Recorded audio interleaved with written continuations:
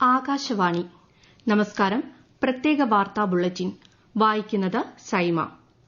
2035ഓടെ India സ്വന്തം ബഹിരാകാശ നിലയം സ്ഥാപിക്കുമെന്ന് പ്രധാനമന്ത്രി നരേന്ദ്രമോദി. കേരളത്തിലെത്തിയ പ്രധാനമന്ത്രി തിരുവനന്തപുരത്ത് വിക്രം സാരാഭായി ബഹിരാകാശ കേന്ദ്രത്തിൽ 1800 കോടി രൂപയുടെ 3 സുപ്രധാന ബഹിരാകാശ അടിസ്ഥാന സൌകര്യ പദ്ധതികൾ ഉദ്ഘാടനം ചെയ്തു സംസാരിക്കുകയായിരുന്നു. ശ്രീഹരിക്കോട്ട സതീഷ് ധവാൻ ബഹിരാകാശ കേന്ദ്രത്തിലെ PSLV ഇന്റഗ്രേഷൻ സംവിധാനം, മഹേന്ദ്രഗിരി ISRO പ്രൊപ്പൽഷൻ കോംപ്ലക്സിലെ പുതിയ semi cryogenics integrated engine, stage test സംവിധാനം, തിരുവനന്തപുരം VSCയിലെ ട്രൈസോണിക് വിൻഡ് ടണൽ എന്നിവയ്ക്കാണ് പ്രധാനമന്ത്രി തുടക്കം കുറിച്ചത്. കേരള ഗവർണർ ആരിഫ് മുഹമ്മദ് ഖാൻ, മുഖ്യമന്ത്രി പിണറായി വിജയൻ, കേന്ദ്രമന്ത്രി V Muraleedharan, ISRO chairman S Somanath എന്നിവർ ചടങ്ങിൽ പങ്കെടുത്തു. മധുരയിൽ വാഹന നിർമ്മാണ മേഖലയിലെ MSME സംരംഭകരെ അഭിസംബോധന ചെയ്ത പ്രധാനമന്ത്രി നരേന്ദ്രമോദി ചടങ്ങിൽ TVS ഓപ്പൺ മൊബിലിറ്റി പ്ലാറ്റ്ഫോമിന്റെ സമർപ്പണം നിർവഹിച്ച അദ്ദേഹം തൊഴിലും ഉപജീവനവും സംബന്ധിച്ച മികവിന്റെ കേന്ദ്രം ഉദ്ഘാടനം ചെയ്തു. 5000 MSMEകൾ പങ്കെടുത്ത ഓട്ടോമോട്ടീവ് മൊബിലിറ്റി കോൺഫറൻസിലെ പ്രസംഗത്തിൽ ഉൽപാദനവും നൂതനത്വവും സമ്പദ്വ്യവസ്ഥയുടെ വളർച്ചയെ നയിക്കുന്നതിന് അത്യന്താപേക്ഷിതമായ 2 പ്രധാന വശങ്ങളാണെന്ന് അദ്ദേഹം ചൂണ്ടിക്കാട്ടി. ഇന്ത്യയുടെ ഗഗൻയാൻ ദൌത്യ സംഘത്തെ ഔപചാരികമായി പ്രഖ്യാപിച്ച് പ്രധാനമന്ത്രി നരേന്ദ്രമോദി. ഗഗൻയാൻ ദൌത്യത്തിനായി തിരഞ്ഞെടുക്കപ്പെട്ട 4 ബഹിരാകാശ യാത്രികരുടെ പേരുകളാണ് പ്രധാനമന്ത്രി പ്രഖ്യാപിച്ചത്. Malayali group captain Prashanth Balakrishnan Nair, group captain Ajit Krishnan, group captain Angad Pratap, wing commander Shubhanshu Shukla എന്നിവരാണ് ദൌത്യ സംഘാംഗങ്ങൾ. കേന്ദ്രത്തിന്റെ സ്വപ്നങ്ങൾ സാക്ഷാത്കരിക്കാൻ കേന്ദ്ര സർക്കാർ പ്രതിജ്ഞാബദ്ധമെന്ന് പ്രധാനമന്ത്രി നരേന്ദ്രമോദി. BJP കേരള ഘടകം സംഘടിപ്പിച്ച സംസ്ഥാന അധ്യക്ഷൻ K സുരേന്ദ്രൻ നയിച്ച പദയാത്രയുടെ സമാപന സമ്മേളനം തിരുവനന്തപുരത്ത് ഉദ്ഘാടനം ചെയ്തു സംസാരിക്കുകയായിരുന്നു അദ്ദേഹം. കേരളത്തോട് വിവേചനമൊന്നും കാണിച്ചിട്ടില്ലെന്നും ഇത്തവണ കേരളത്തിൽ NDA 2 സീറ്റുകളിലധികം നേടുമെന്നും അദ്ദേഹം പറഞ്ഞു. കേന്ദ്ര സഹമന്ത്രി V മുരളീധരൻ, BJP അധ്യക്ഷൻ K സുരേന്ദ്രൻ, പ്രകാശ് ജാവദേക്കർ ഉൾപ്പെടെയുള്ള മുതിർന്ന നേതാക്കൾ സമ്മേളനത്തിൽ പങ്കെടുത്തു.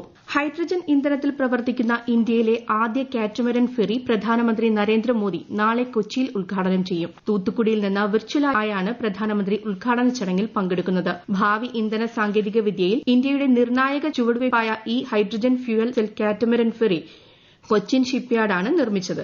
നെഹ്റു യുവകേന്ദ്ര രാജ്യവ്യാപകമായി നടത്തുന്ന ജില്ലാതല youth parliament Thiruvananthapuram Santhigiri Siddha medical കോളേജിൽ കേന്ദ്രമന്ത്രി V മുരളീധരൻ നാളെ രാവിലെ ഉദ്ഘാടനം ചെയ്യും. യുവാക്കൾക്ക് അവരുടെ അഭിപ്രായങ്ങളും കാഴ്ചപ്പാടുകളും അവതരിപ്പിക്കാനും വിവിധ വിഷയങ്ങൾ ഭരണതലത്തിന്റെ ശ്രദ്ധയിൽപ്പെടുത്താനും സർക്കാരിന്റെ വിവിധ സംരംഭങ്ങളെക്കുറിച്ച് യുവാക്കളെ ബോധവൽക്കരിക്കുകയും അതിന്റെ സ്വാധീനത്തെക്കുറിച്ച് ചർച്ച ചെയ്യാനുമാണ് യൂത്ത് പാർലമെന്റ് സംഘടിപ്പിക്കുന്നത്.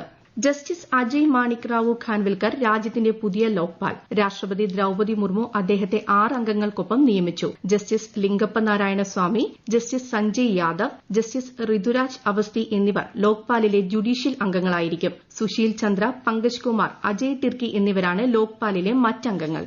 ജമ്മു കശ്മീരിലെ ജമാഅത്തെ ഇസ്ലാമിയുടെ നിരോധനം കേന്ദ്രം 5 വർഷത്തേക്ക് കൂടി നീട്ടി. 2019 ഫെബ്രുവരി 28നാണ് സംഘടനയെ നിയമവിരുദ്ധ സംഘടനയായി ആദ്യം പ്രഖ്യാപിച്ചത്. തീവ്രവാദത്തിനും വിഘടനവാദത്തിനുമെതിരെ സഹിഷ്ണുതയില്ലാത്ത പ്രധാനമന്ത്രി നരേന്ദ്രമോദിയുടെ നയം പിന്തുടരുന്നതിനാലാണ് തീരുമാനമെന്ന് സോഷ്യൽ മീഡിയ പോസ്റ്റിൽ കേന്ദ്ര ആഭ്യന്തരമന്ത്രി അമിത് ഷാ പറഞ്ഞു.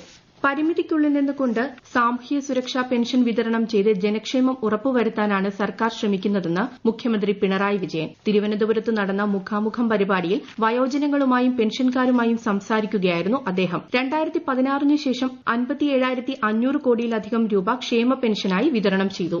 TP ചന്ദ്രശേഖരൻ വധക്കേസിലെ 1 മുതൽ 8 വരെയുള്ള പ്രതികളുടെയും 11ാം പ്രതിയുടെയും ശിക്ഷാ കാലാവധി ഉയർത്തി ഹൈക്കോടതി ഉത്തരവ്. ഇവർക്ക് 20 വർഷം പരോളോ ശിക്ഷ ഇളവോ ഉണ്ടാകില്ല. കോട്ടയത്ത് നടക്കുന്ന MG സർവകലാശാല കലോത്സവത്തിൽ 2ാം ദിനത്തിൽ എറണാകുളത്തെ കോളേജുകളുടെ മുന്നേറ്റം. ഒടുവിൽ ഫലം ലഭിക്കുമ്പോൾ 21 പോയിന്റുമായി SH കോളേജ് തേവരയാണ് 1ാം സ്ഥാനത്ത്. അന്തരീക്ഷ താപനില വർദ്ധിക്കുന്നതിനാൽ സംസ്ഥാനത്ത് 10 ജില്ലകളിൽ മഞ്ഞ ജാഗ്രത. കൊല്ലം, കോട്ടയം, തിരുവനന്തപുരം, ആലപ്പുഴ, എറണാകുളം, തൃശൂർ, പാലക്കാട്, മലപ്പുറം, കോഴിക്കോട്, കണ്ണൂർ ജില്ലകളിലാണ് ഇന്നു മുതൽ മറ്റന്നാൾ വരെ ജാഗ്രതാ നിർദ്ദേശം. പ്രത്യേക വാർത്താ ബുള്ളറ്റിൻ കഴിഞ്ഞു. അടുത്ത വാർത്താ പ്രക്ഷേപണം നാളെ രാവിലെ 6:45-ന്.